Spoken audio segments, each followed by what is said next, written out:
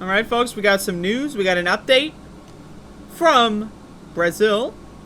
So Lula is officially going to become the Workers' Party candidate, running against Jair Bolsonaro in the upcoming election. I believe the election is in October, if my memory strikes me correct. I'm reading from CNN. I could probably find a better source, but you know.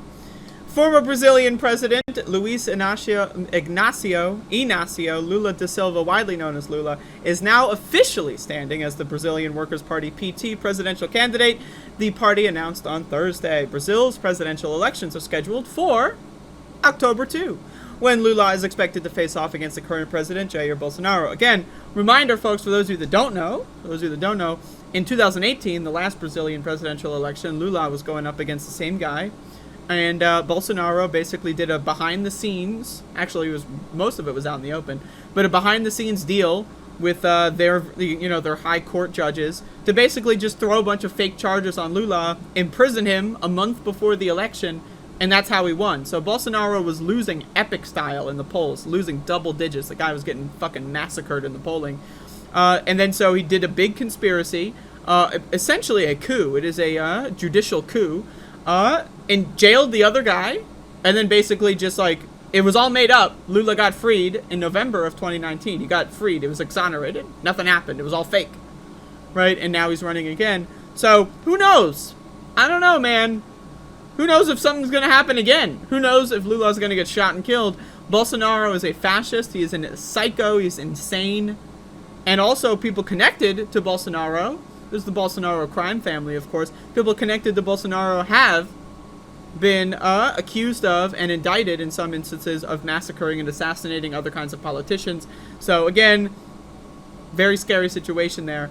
But let's keep going. His bid for the presidency has been anticipated. Lula himself was not present at the party's nominating convention in Sao Paulo as he was campaigning in the state of Pernambuco.